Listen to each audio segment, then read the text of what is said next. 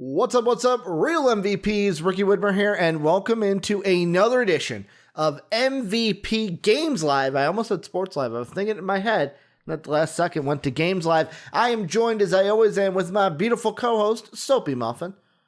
Hey! Soapy, I feel like it's been a long time since we've done one of these, haven't we? Yeah, there's been some time. There's been a lot of deep thoughts in between. A lot of deep thought. Well, it's funny you say that. Not just a lot of actual deep thoughts, like actually having conversations about the show and how to make the shows on both MVP Sports Live and MVP Games Live better. But there have been deep thoughts where we were just fell asleep and missed the show. But we are back on a great Tuesday, March 9th, to talk about all the gaming news that you guys love about. We got a jam-packed show today. Before we get into everything, though, let's get the housekeeping out of the way. Number one, if you're not in the MVP Discord, you are behind the eight ball. All the great conversations in this community. It's truly the greatest community in the universe of MVP fans and ourselves. So if you want to go ahead and join that, either link is down below in the description or _Discord gets you the link to join the Discord channel. Number two, if you'd like to support us, patreon.com/MVPvids is a way that you can support us. The bronze, silver, gold, and platinum levels, no matter which level you would like to support us at. We thank you to all of our supporters, even the ones that do not support us any monetary value. Thanks to our Patreon producers, Pat Hill. You can also throw us a sub on Twitch, where we're live every Monday through Friday, twitch.tv/MVPvids. We're also on YouTube at MVP Entertainment as well. And Soapy, that leads us in. We're talking today about Bethesda Microsoft. We're talking about some Fortnite today. A D&D open world game is in development. And then some more drama, Soapy, with Hogwarts Legacy, because, you know, that game didn't need any more drama. Didn't need any more drama. We always just need more drama. That's a game. Hogwarts Legacy is like, what else can you pile on our plate? Come on, what else can you pile on? We'll find things to pile on. We are the gaming universe. We will find things. But Soapy, the first thing we're talking about is Microsoft and Bethesda. Today, the deal gets done. Microsoft has officially acquired Bethesda for $7.5 billion with a B dollars. It was first announced back in September. However, today it was pretty interesting. As Polygon has a report, it says, and while some still unreleased Bethesda software games, Deathloop and Ghostwire Tokyo, remain timed exclusives on PS5, Microsoft confirmed that some new titles in the future will be exclusive to Microsoft and PC players. Here's the full thing that Phil Spencer had to say today. He said, today, we officially complete our acquisition of ZeniMax Media, parent company of Bethesda Studios. It's an honor to welcome the 8 incredibly talented development studios, Bethesda Game Studios, ID Software, ZeniMax Online Studios, Arcane, Machine Games, Tango Gameworks, Alpha Dog, and Roundhouse Studios, and their passionate global communities to the Xbox family. Now that everything is official, we can begin working together to deliver more great games to everyone.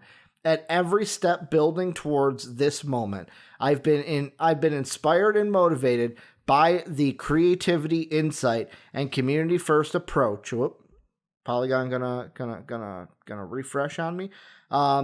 Approach of the talented people at Bethesda. Our goal is to give these teams the best foundation for doing their greatest work and to learn from them as we continue to build Xbox into an inclusive platform for all players. This is the next step in building a industry-leading first-party studio team, a commitment we have to our Xbox community. With the addition of Bethesda creative teams, gamers should know that Xbox consoles, PC, and Game Pass will be the best place to experience new Bethesda games, including some new titles in the future that will be exclusive to Xbox and PC. Soapy, my thought to you is, what do you think when you hear some new titles? Because to me, I just hear that and I go, well, duh, Xbox should want to keep some of the bigger Bethesda titles on Xbox Because otherwise, why the hell would I want to buy your product, your system, or anything to do with Microsoft?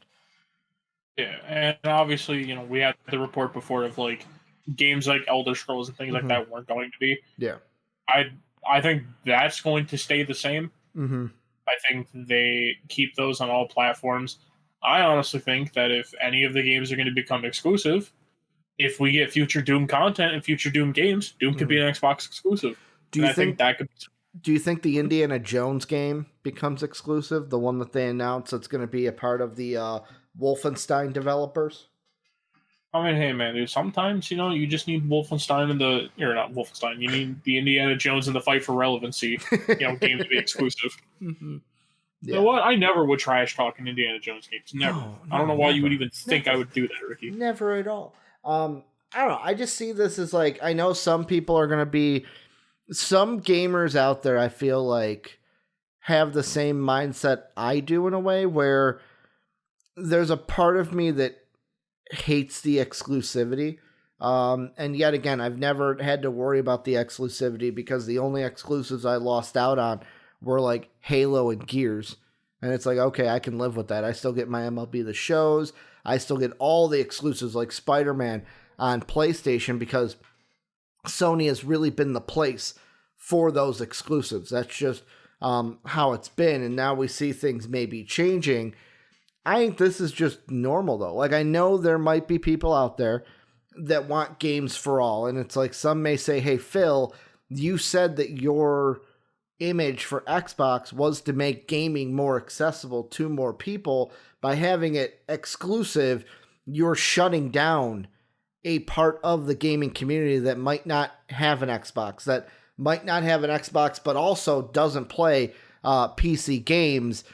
I hate to be like this, Soapy, but it's just how it is. Tough shit kind of a thing, to where I feel where this is the best business move for Xbox, to where it's like you want people to buy your product. By giving it out for free, yeah, you're going to make some money off of the PlayStation players that buy your game, but they're still, like, Sony is still taking, like, a cut of microtransactions or something. Like, it's not a entire money over to you where, hey, if we keep it exclusive, not only do they have to buy our console, even if they play on PC, we still get all the income from that. So, like, for me, I wouldn't be surprised if the Indiana Jones game was going to be exclusive. I would not be surprised if one of the big Bethesda titles, let's say there's a Fallout game, new Fallout game down the line, a new Doom game, like you mentioned, down the line, it would kind of be easy and the smart decision for Xbox to say, no, if you want to play this game, you got to come over and play it on the Xbox. You can't play it on your PlayStation. I mean, and I agree with that sentiment as well. Obviously, exclusives have always been a thing in gaming. Yeah. People need to look at it as it's existed since the 80s. It's existed since the 90s. It's never going away. Yeah. Because then otherwise, if every game's on every console, what's the fucking point of buying a different console? Like, that's the thing that brings PlayStation in, or that brings people in to play PlayStation is the exclusives. The things that bring people in to play Xbox was the exclusives. Wow, what a shocker. Otherwise, why would I buy an Xbox if I had no exclusives? Wow, it's almost like the people who buy Xbox now just buy it because it has, like, you can play games that Halo doesn't have. But even that, you could just go buy a PC. The only thing is Xbox is a cheaper alternative to PC. So, boom, like that. That's why people buy it. Do you think that this acquisition, and by having, yet again, it just says some games, we don't know what games are going to be exclusive. Do you think that this will help Microsoft in the long run sell more consoles than if they didn't have these exclusive? Like, will there actually be people who, I'm talking about the ones who play PlayStation or play Nintendo, would usually play like a Bethesda game not on computer? Will it get any of those people to actually be like, hey, I got to at least buy the Xbox Series? The Series S is the white one. I got to at least buy that one to experience my Bethesda games that I can't experience anymore. I mean, I don't think it gets anyone to buy the consoles, but once again, I honestly don't think there's a single exclusive out there right now that makes people do that. Okay. Like, across either brand. I just view it as people are going to play what they want to play. Like, you're not going to sway people enough to go out and buy a different console. Because, for instance, like, we kept making the joke that, I'd get a PlayStation. That's not fucking happening. Because I literally would only know you guys. I'm not swapping from a platform that I've played since I was a kid.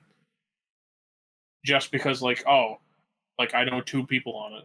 Like, even if, like, Xbox is at its lowest point, fuck it, I'll still buy an Xbox. It's just because I know the people on there. But obviously I talk to them outside of Xbox now. Yeah. But it's just, I don't think any of Bethesda's exclusives, I don't think will draw people away. And I honestly don't think they're going to try to. I think it's just, Microsoft knows you're not going to draw away the hardcore Sony fans. I don't think they're even going to try to attempt to fight something like that. I think essentially at this point, they're just like, all right, we're going to try to get people to buy our services. Microsoft is on a larger platform because Microsoft could be like, we don't care if like people buy Xbox. Like, as long as people buy this many, we're fine. Because we have PC to fall back on. Something that Sony doesn't have. And I'm not saying like, I'm not saying that like in an asshole like Microsoft elitist way. But like, Microsoft could just be like, fuck you, whatever. Yeah, and I mean, if the Xbox sells like 200,000 copies, sure, whatever, we don't care. The other comments that were made were by Pete Hines, the senior VP of public relations. His comments were a little shorter. He said, first, let me say that we're not making any landmark announcements or changes right now. As we've all shared, the expectation is that Bethesda Softworks and our studios will continue as we have in the past, just with more support and resources than we've ever had before. Obviously, Game Pass has been an important initiative for Xbox, and we'll be working on putting even more of our games into Game Pass than ever before. Beyond that, stay tuned. We're just getting started together. So, like, yet again, it's all speculation here. I do feel like there will be some games, and by some games, maybe it's like 1 or 2. Maybe it's like you said. Maybe it's just a Doom game. Maybe by exclusive to Xbox, they don't even mean true exclusive. They mean that timed exclusive stuff that they do to where it's like, okay, for a year, it's on Xbox and PC.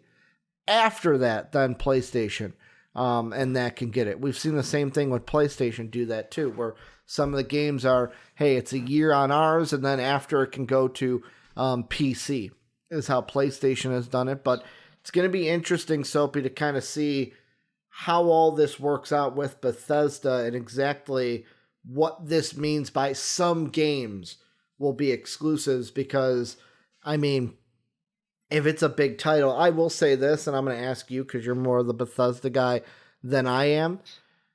Is Bethesda even that, I don't want to say that big of a studio, but are their games that impactful to bring, like, I know you're right, like the hardcore PlayStation fan is never going to leave PlayStation, but is the Bethesda games, do they have enough of an impact to sway anybody to be like, I got to play this on PC, I have to play this on Xbox? I don't think so. Okay. And it's just because Bethesda had, like, I will say this. Bethesda is the company that is really good at making intro level stuff into a game series. Okay. Like, for instance, Skyrim is one of the best selling games of all time. That is the most basic of basic bitch RPGs you can ever play in your entire life. Like, obviously, that opens the gateway for people to start exploring into RPGs. Essentially, Bethesda has dumbed their games down to the point of their basic entry level. And that's going to sell to people. Obviously, like, there may be, like, one person, but even that, if you're ready to die on a hill to play a Bethesda game, you got some other priorities you got to figure out. Like, you got to figure out, other game studios. Maybe go play some other ones. Start looking around for different games. Don't be like, I have to play the new Bethesda game. It's like, cool. Guess what? If it's a fucking Elder Scrolls game, you've already played all of them because every Bethesda game is different, just a little bit dumber than the last one. Yeah. No, I gotcha. Also, Soapy, I'm looking at the camera. You know what I just noticed, and I think it might be just me, but it's bugging me now. If you look at me, I think my mustache is uneven. I think this side's a little bit longer than this side, and it's bugging me now. I'm gonna have to fucking fix that after the show. That I got one side longer than the other. I looked at that and I was like, that just doesn't fucking seem right. And I'm gonna not be able to fucking focus on anything else from that the entire show. But Soapy, let's move on. One of the other things we're gonna talk about today is more drama when it comes to Hogwarts Legacy. Basically, and this is from gamesindustry.biz, Hogwarts Legacy, the RPG Hogwarts game that we saw, I believe it was at the PS5 showcase. It might have been that. It was one of the PS5 showcases that we saw. Hogwarts Legacy's lead director, Taylor Levitt, has quit Avalanche Software following a backlash over the content of his personal YouTube channel. Speaking on Twitter, Levitt announced his decision to leave Avalanche and said he has nothing but good things to say about the game, the dev team, and WB Games. Levitt emphasized the decision as his own, adding that he felt absolutely secure in my position. I'm in excellent spirits and very pleased with my relationship with WB and Avalanche. However, Levitt promised to clarify his reasons in a new video, which will be published on his YouTube channel in the near future. His YouTube channel is at the roots of the issue. As Kotaku pointed out, his videos contained many controversial opinions, including defenses of public figures accused of sexual misconduct and qualified support for the fundamentally misogynistic GameGate movement. These propositions were compounded by Levitt's proximity to the Harry Potter IP, the creator, in which J.K. Rowling has been widely criticized for her statements about the trans community. Soapy, what are your thoughts on this? Just overall with him now leaving the product, and yet again another piece of drama that Hogwarts Legacy has to deal with. I mean, essentially, this should be a wake-up call to people of like, hey, your opinions can get you into deep shit. Yeah. Like, obviously, it sounds fucked up to say. It's essentially, you're on the internet, you have to be ready for matters wisely. You can have, like, if you have a controversial opinion and you know it's controversial, don't put it out there. Essentially, keep things to yourself. On your personal YouTube page, don't show things like that. I know people will backlash and say, like, oh, that's stupid, blah, blah, blah, blah. And I get it. I fully get that. But once again, you are making yourself a public figure, which means you are now open to being, I don't want to say canceled, because cancel is not the right word I want to use. You are now open for people to critique your thoughts. Yeah. And naturally, being in a situation like that as well, probably just don't, like, if you believe a celebrity didn't do something and they're getting accused of it, just wait. Like, just don't speak about it, because then if it turns out they did it, you're gonna look like a real bad person. Like, hold thoughts to yourself. Essentially, this should be a sign to people of like, hey, maybe, just maybe, use your brain and don't start spouting stuff on the internet when, especially, like, a lot of people already know stuff like cancel culture is a thing.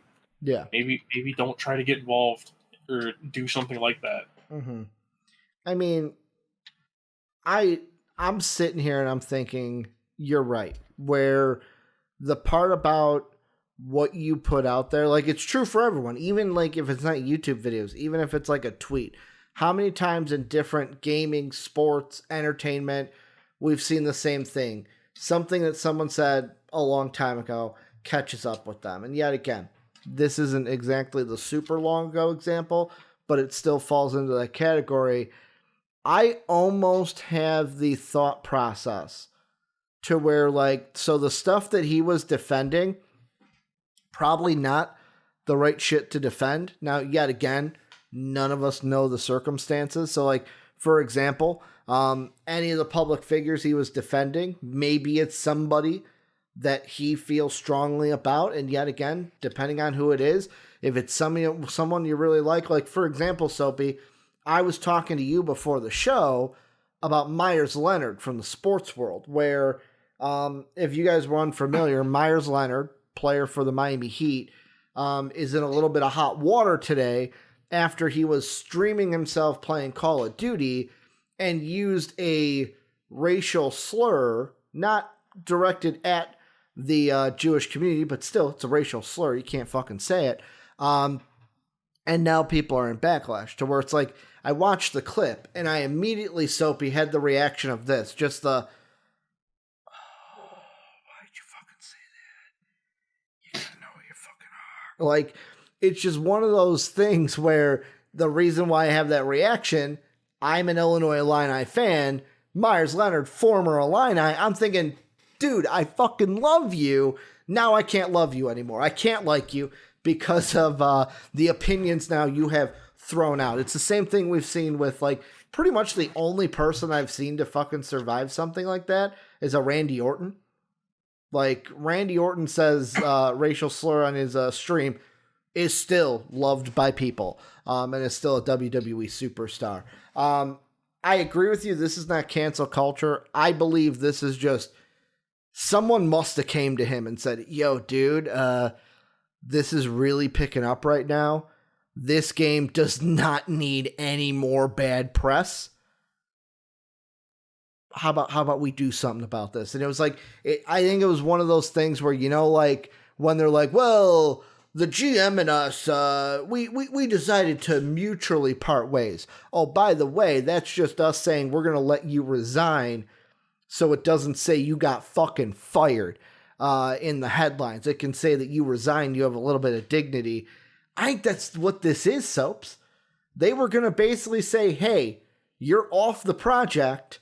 It can either read that you got fired from the project, or you can go ahead and leave of your own accord. That's what I feel what was going on. Yet again, I'm not in the room, but that's the pieces I'm putting together, because if I am anyone working on this game, I wouldn't want anyone like that near the project, knowing the hurdles we already have to tackle with the J.K. Rowling's discussion. Yeah, and as well, and like, once again, like I said, there's maybe people that they're going to react to, you know, him getting in trouble for things he said on his personal YouTube. Yeah. The only thing is, this is still within the company's full right to be like, actually, no, your statements do not represent us. We're not standing for that. Obviously, once again, you know, I am for freedom of speech and everything. The only thing is, this is, like, it's still freedom of speech. You can say it.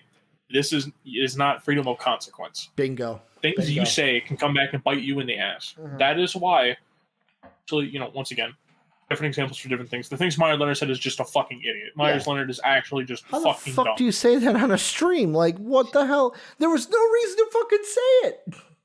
Yeah. Like, that just shows his personality. But, like, the stuff people said when they were younger, like, obviously I don't like when people bring up stuff like that, because it's like, okay, like, some of these people, like, in their 30s, and you're bringing up shit they said, like, when they were 17. Yeah. You know, you change a lot from that. But I think just in this situation of, they are within full rights to be able to say, no, you are not representing the company the way we want to be represented. Yeah. And they're fully within the rights to fire him. Obviously, you know, I hope at some point he learns from this and is able to kind of maybe be more cautious on the internet. You know, obviously, I'm not trying to say, like, oh, you know, just bring them back once the game already comes out. Don't do that, because then you're running into the whole, like, so you guys only got rid of him because it made you look bad. No, he's got to be done forever. He's got to be done forever. Yeah, or at least with that company. Like, obviously, I hope that's what I mean with that company. I don't mean he's canceled from everything. He's dead, Soapy, dead in the gaming community. I don't mean that. Yeah, I just hope he learns from this. The only thing is, dude, bringing more people to your YouTube channel is just going to make more people realize what you said. Yeah. Like, just make a public statement. That's all you have to do. Don't make a fucking YouTube video, because it's going to be the same boring-ass YouTube, like, apology that we get every fucking time the YouTuber fucks up. Like, guys, I don't know how to say this. You know, I've been really racking this through my brain. And it's going to be that exact fucking walkthrough of, you know, guys, it took some time to really think about this, my actions. Jenna Marbles. Yeah, you gotta start fake crying somewhere, and they're like, I don't know if I can say this. The Tanamogu, didn't she do one of them? Tanamogu? Dude, fucking every YouTuber has done like the fakest apology ever, where they're like, "I'm sorry, I got caught." His aren't apologies, but it almost reminds me of like, and I love it. I love his content, but you do got to make fun of when he does these videos, like when Markiplier pulls out the "We Need to Talk" videos, and it's like it's just one of those to where it's like, I agree with you. Just put out a statement. You don't need a fucking video. Because you don't need it. Just put out a statement saying you're sorry, that you've learned from your actions, and that you hope Hogwarts Legacy and Avalanche do a great job. Bingo. That's all you gotta fucking do. But let's move on, Soapy. The third thing we're talking about today, this one I thought would have a little bit of excitement from you, mainly because you are the Dungeon Master. We should just start calling you Soapy the Dungeon Master Muffins. Or the Soapy DM. Or Dungeon Master Muffins. Do you know the Muffin Man? The Muffin Man, the Muffin Man, the greatest DM we know. Well, there is an open world third-person D&D RPG game in development, Soapy. IGN has it. Hidden Path Entertainment, the studio, which has worked with Valve to develop Counter-Strike Global Offensive, is working on a AAA third-person open-world fantasy RPG that will be taking place inside the D&D franchise. Hidden Path shared the news on Twitter by calling out for potential graphics programmers, lead graphics programmers, senior technical artists, and writers to apply to join the team and work on this together. By looking at the job descriptions, it appears as though this D&D project will be built in Unreal Engine 4. Hidden Path is also looking for those experienced in console technology, hinting at a release beyond PC, a writer who has narrative branching skills and experience with ensemble casts and more. Soapy, what are your thoughts about this? You are the D&D expert.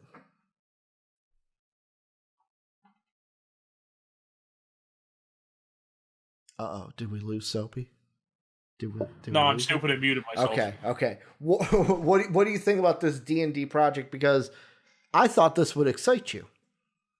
Yeah. See, I have mixed feelings on it, and it's not. They're not going to be like mixed feelings. Like this game's going to be complete and utter garbage. Yeah.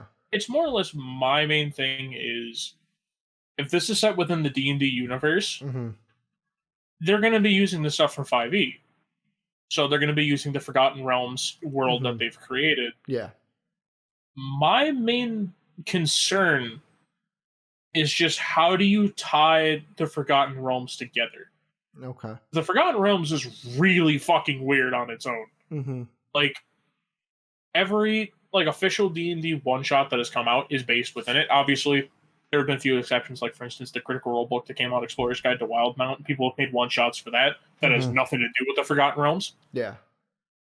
But, like, stuff like Waterdeep, Curse of Strahd, like Temple of the Mad Mage, and things like that, those have all been a part of the Forgotten Realms. I almost wonder how you bring stuff like that in. Because especially, the Forgotten Realms is a really big fucking thing. Like, do you focus in on just certain parts of it? Because then if so, you're not really getting the D&D experience because at that point, you're just playing a one-shot. Like, I don't want to play a one-shot. If you say, like, oh, this is the third-person RPG, I want to explore the world. If you are setting this within the Forgotten Realms, I want to be able to go from... Sorry, I don't know, like, every single spot on the Forgotten Realms map. Yeah. Because I'm actually, right now, pulling up the Forgotten Realms map. So I can actually remember what it all looks like. Okay, Forgotten Realms map. So, like, essentially... I was just going to say, for those who don't know, what is the Forgotten Realms map? Is that just where everything takes place in 5e? Yeah. Okay. So, every official source content that has come out for 5e, or 5th edition for people who don't know, it's it is all based within the world that they have created for this edition, which is known as the Forgotten Realms. Okay. So, for instance, I pulled the map up, and of course, I find the blurriest goddamn map I can. Yeah. But essentially, it's like it's so much of the Forgotten Realms is vastly different from each other. Because in most campaign settings, you're never meant to go from from one side of the Forgotten Realms to the other. Yeah.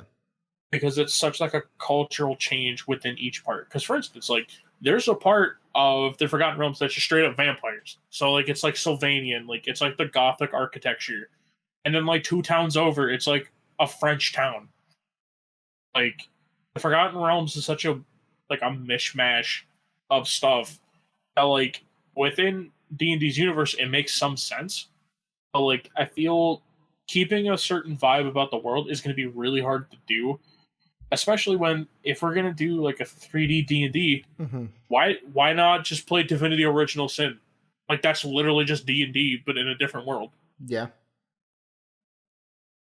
Well, and one thing I want to ask you is you kind of brought this up before the show is it impossible to do a game like this is it impossible to do a D&D game? Because basically I know most games you want to have it be continuous. So like either it be, and if you're doing an open world RPG, I would assume you're doing it the same way that kind of like the Division and like live games of service go, where it's like we're just going to keep the story going and adding to it over time. It's not going to be like, well, this is game 1 and then we're going to go to game 2, game 3, game 4, game 5. Is it possible to do that? Or is it basically, hey, by coming into this, we're just doing basically a one-shot. We're doing a D&D one-shot. It's like you're playing the D&D story out on your PlayStation, your Xbox, your PC, and that's all we're doing. Like, is that possible? Or is it like, you know what? It takes away from the experience that you get being a tabletop version of the game.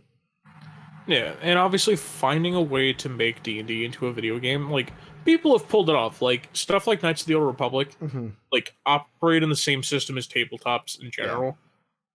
The only thing is setting something in D&D's universe makes it extremely weird. And it's simply because how do you factor in all the subclasses for every class? Like, they're with every RPG, like obviously, they typically, have trees you go down. The only thing is there are certain classes that at some point they just completely fucking change. Like with warlocks at some point can basically just tell their patron to fuck off. Obviously, most of the time they'll lose their power. So then it's like, cool, how do you handle a warlock losing their power by telling their patron to fuck off because they don't want to do something? Yeah. How do you explain, like, I think it's going to be really hard to set it within this universe because we have set in stone rules within Forgotten Realms. Yeah. And trying to base a game in there, I think essentially it's going to feel like you're playing you're going to be playing a tabletop where the DM, aka the AI, is just the fucking rules lawyer version of Satan. You try to do anything, it's like, actually, that's not in the manual. You're going to get that fucking AI. And I think that's just where the problem's going to be. Like, obviously, I think it's just right now, they're trying to capitalize on the popularity of D&D. Yeah, popularity of D&D, popularity of how many people want open world games. And obviously, if it's going to be a game in the D&D universe, if it's going to be like more sword and shield or two-handed sword or even like wizard, you're going to want that to be third person. You're not going to want that to be first person. So like I understand all the elements of the game. It's just yet again, like, I don't know. I just have some questions about it to where it's like you said, is this just a cash grab on the D&D? Hey, we're going to make a game and just slap D&D on it because then people will buy it because it says D&D, or will it be an actually fun game to play within the D&D universe? Yeah, and the other thought I had with it as well was, how do you manage like the players who know so much about the Forgotten Realms? How do you manage them just being able to find random shit in the world? Yeah. Because like for instance, there's a snow region, I forget what it's called. But basically they're like, oh, that's the home of the Titans. Like the Titans' home city was basically covered by a giant avalanche. You know, and essentially it was either Titans or Giants. It was one of the two. I think it was Giants. But basically their home was covered. Blah blah blah blah blah. DMs, we know where that's at because there's an entire campaign based around finding it. And obviously, you know, they may leave that stuff in there for like, oh, you know, the inquisitive player can find this, but like, does that not just give an advantage to the people who have played the Forgotten Realms? Yeah. Like, I think the way they're setting it up, I get where they're going with it, and I don't think it's a terrible idea. Yeah. I think it just, to me at least, becomes a situation of how do you tie everything together? Because as well, there's no overarching story within the Forgotten Realms. Like, you could argue like, oh, like a character like Vecna or something like that. It's like, okay, cool. So we're just gonna go with stereotypical. Oh, there's a big bad guy. Look at him go. We're gonna do that. No, I don't want to fucking.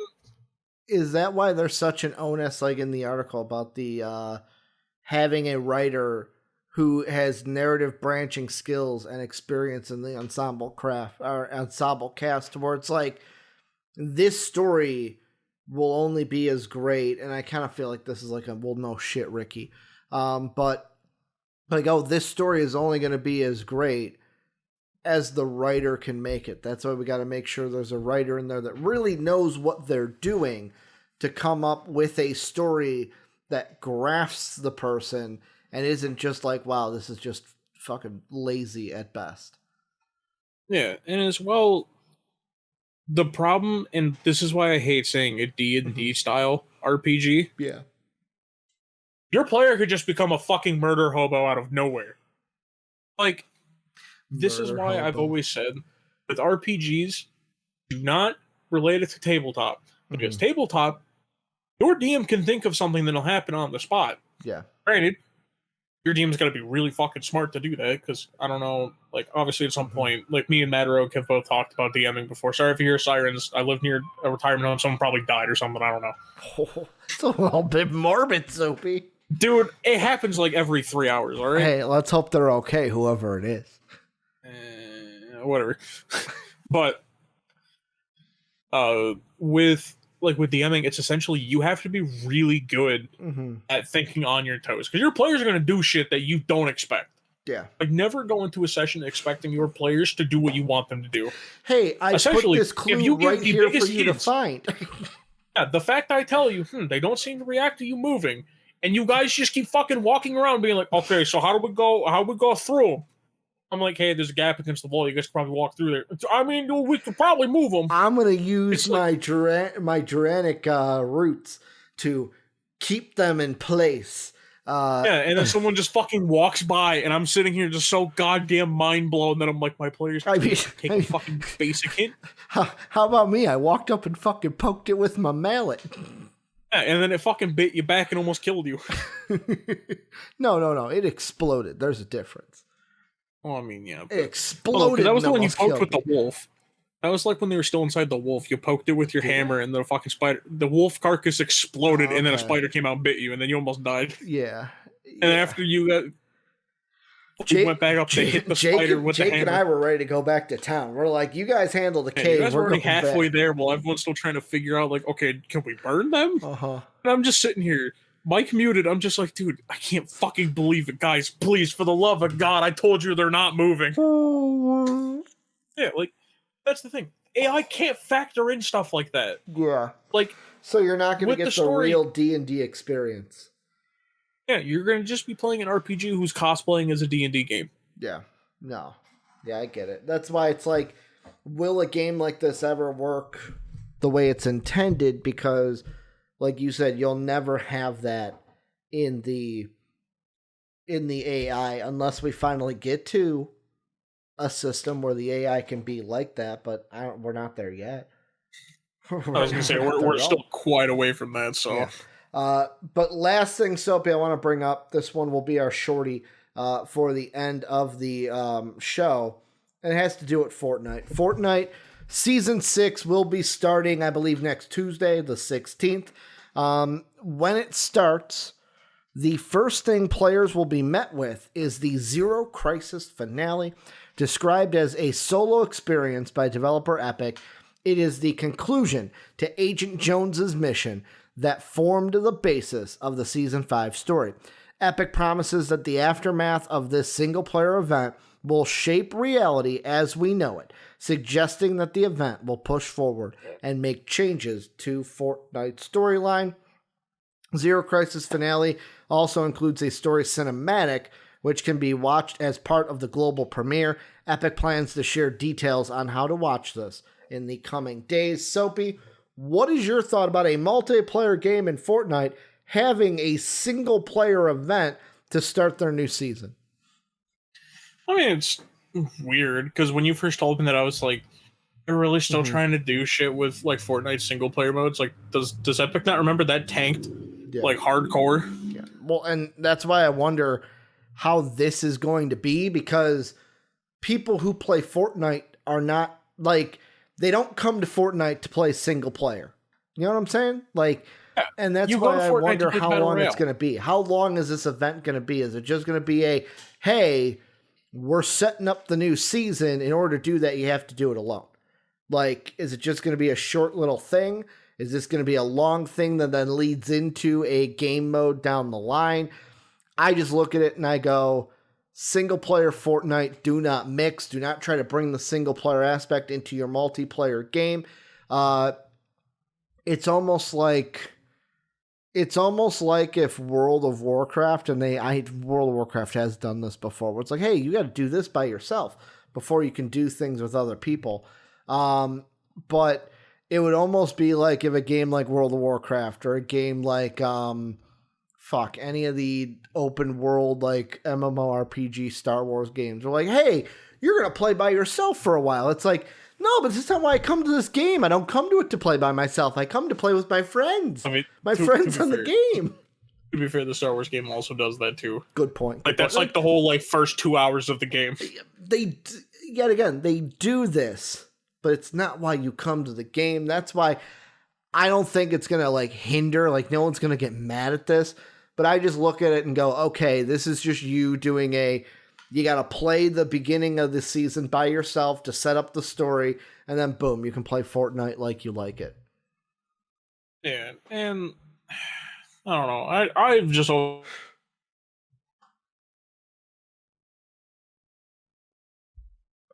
Did we lose? There we go. We lost you for a second, Big Chief. It really do be like that sometimes. But go on. Yeah, I've always had like a weird relationship with Fortnite, of where essentially I've always felt like it's a situation of I don't care enough about it, and every time when stuff comes out, I'm just like, why are you doing that? Yeah. Why is this happening? Soapy's like epic bad, epic apple. No, not even doing epic bad. Just like the situations of where I just sit there and think like, okay, why are we trying to do stuff that breaks away from what made Fortnite what it is? Yeah, no, good point. Like, stop trying to introduce story. Like, I get it. Like, people are gonna be like, oh, Fortnite story's not that bad. Cool, sure, go ahead, whatever. It's not gonna change the fact that it's a fucking multiplayer game. That's a battle royale. You don't need a story. I don't need to be like, the Sunstrider skin and the fucking Chun-Li. They went to like a burger store one time and they were eating food, and then fucking Shredder showed up and was like, hey, fuck you, man. And then like they started fucking each other up. I don't need a story like that, all right? Oh, man. I don't need stories. Some people do like a story from that, though, I will say. And yet again, to each their own. To me, I just see this as like, okay, you're going to do this to introduce your new season, and then it's back to form. It's nothing special than like a opening event in a game, or it's not going to lead to a single player multiplayer. But Soapy, that is going to do it for today's show. Want to thank everyone for watching and listening out there. Make sure to, if you have not already, join the Discord, greatest community in the universe, if I could speak correctly. Link down below. Universe. It's the greatest universe. It is. It's the MVP universe. The MVPU is what it is. Link down below, our exclamation Discord gets you that link to join the Discord channel so you can talk to everyone in there. If you want to support us, patreon.com/MVPvids is how you can go ahead and do that. Bronze, silver, gold, and platinum levels. Thank you to our Patreon producer, Pat Hill. We are also, you can throw us subs on Twitch, where we're live every Monday through Friday, twitch.tv/MVPvids. We're also on YouTube at MVP Entertainment. For those of you who like the show, we're going to be back tomorrow. For those of you who love sports, MVP Sports Live will be coming up next with Dave and myself, so stay tuned for that. Thank you guys for being as great as you always are, and as always, have a good day, everybody. Oh.